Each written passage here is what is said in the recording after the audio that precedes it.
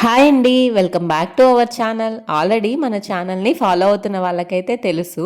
But ఎవరైనా కొత్తగా చూస్తున్నట్టయితే మన ఛానల్లో అండమాన్ ట్రావెల్ సిరీస్ నడుస్తుంది. This is the last vlog. Interest ఉంటే ప్రీవియస్ వ్లాగ్స్ కూడా చూడండి. ఎవరైనా దగ్గరలో అండమాన్ ట్రిప్ ప్లాన్ చేస్తున్నట్టయితే కనుక డెఫినెట్గా చూడండి.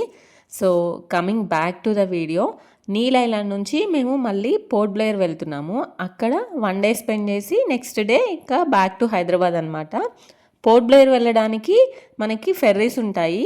ఇది నాటికా. ఒక ఐలాండ్ నుంచి ఇంకొక ఐలాండ్కి వెళ్ళడానికి ఫెర్రీస్ ఉంటాయన్నమాట. లైక్ మ్యాక్రోజ్, నాటికా, ఇంకా గ్రీన్ ఓషన్ ఇట్లా ఉంటాయి ఫెర్రీస్. మేమైతే మ్యాక్రోజ్ ఇంకా నాటికా రెండు ఎక్స్పీరియన్స్ చేసాము. నాకు నాటికా చాలా బాగా నచ్చింది. అంటే క్లెన్లీనెస్లో కానీ స్టాఫ్ ఇంకా సీటింగ్ అంతా నాటికా బాగుంది. లోపల మంచిగా ఫుడ్ స్టాల్స్ అవి కూడా ఉంటాయన్నమాట. లోపల ఆల్మోస్ట్ ఒక 1 to 1.5 hour జర్నీ ఉంటుంది. దాని తర్వాత we reach Port Blair around 12 PM అట్లా రీచ్ అయ్యాము. మంచిగా లంచ్ చేసి ఇంకా రెస్ట్ తీసుకొని ఈవినింగ్ మేము కార్బిన్ కోవ్ బీచ్ చూడడానికి వెళ్తున్నాం అనమాట.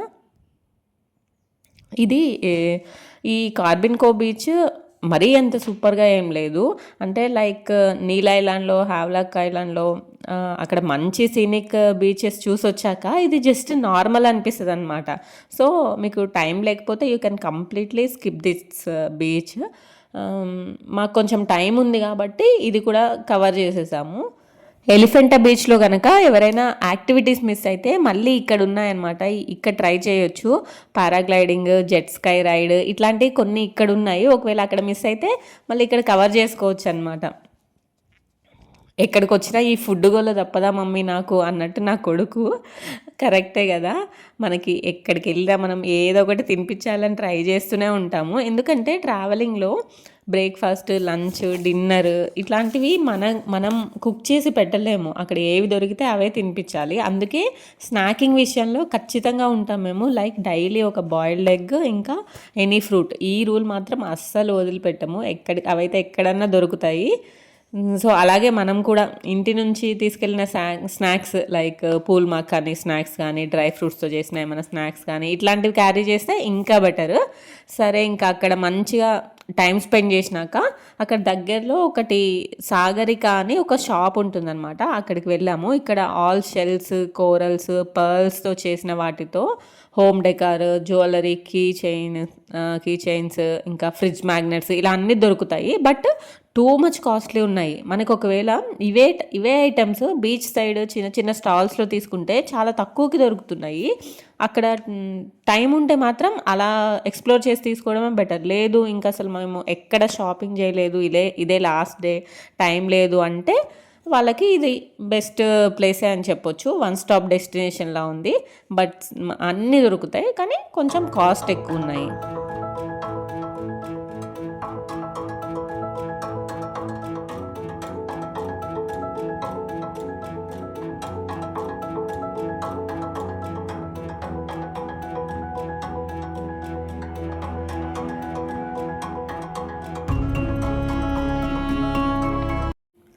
కట్ చేస్తే నెక్స్ట్ డే మార్నింగ్ ఇది.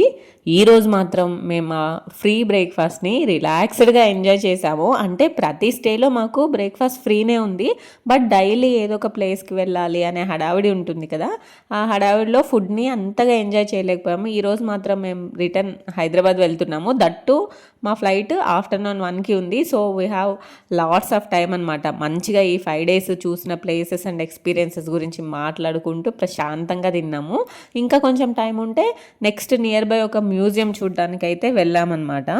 అది కూడా బై వాక్ వెళ్తున్నాము. అదేంటో మనం రెగ్యులర్గా ఉండే ప్లేసెస్లో చిన్న పనికి కూడా బైక్ ఆర్ కార్ ఏదో ఒకటి తీసుకెళ్తాము. బట్ ఇట్లా ట్రావెలింగ్లో మాత్రం ఎక్కడ లేని ఎనర్జీ వచ్చేస్తుంది కదా. దట్టు బాగుంటుంది కూడా అట్లా కొత్త ప్లేస్లో బై వాక్ ఎక్స్పీరియన్స్ చేస్తే. This is the museum. ఇంకా ఇదే అనమాట మన అండమాన్ సిరీస్లో లాస్ట్ వీడియో. ఇంకా we are returning back to Hyderabad. ఈరోజు మధ్యాహ్నం 1 o'clockకి మాకు ఫ్లైట్ ఉంది. ఇంకా ఈవినింగ్ వరకు అలా రీచ్ అయిపోతాము. అంటే ఆల్రెడీ వచ్చేసి 1 month అయిపోయింది. బట్ వీడియోస్ ఎడిట్ చేస్తూ వాయిస్ ఓవర్ ఇస్తుంటే మళ్ళీ వెళ్ళొచ్చిన ఫీలింగ్ కలుగుతుందనమాట.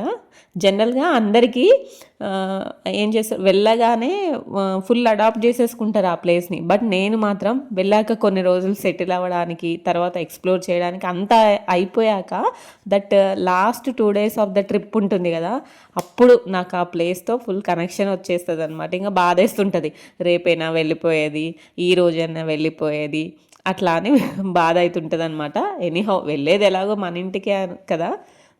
ఫైనల్గా ఈ ఇయర్ బర్త్డేకి ఒక కొత్త ప్లేస్ ఎక్స్ప్లోర్ చేశాను. డిఫరెంట్ ఎక్స్పీరియన్సెస్ అండ్ మెమరీస్ని గ్యాదర్ చేసుకున్నాను.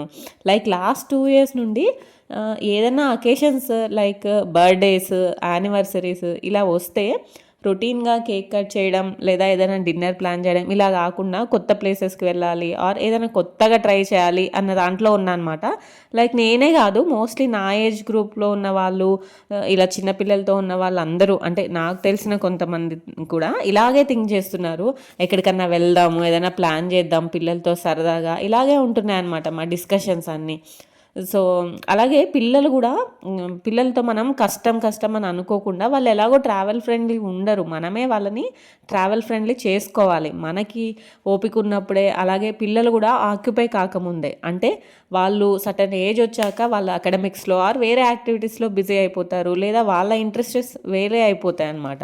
అలా కాకుండా వాళ్ళు బిజీ అవ్వకముందే వాళ్ళతో కలిసి ఎక్స్ప్లోర్ చేయండి అనేది నా కొత్త లైఫ్ రూల్ అనమాట. మీలో ఎంతమంది నా ఒపీనియన్తో అగ్రీ చేస్తారు?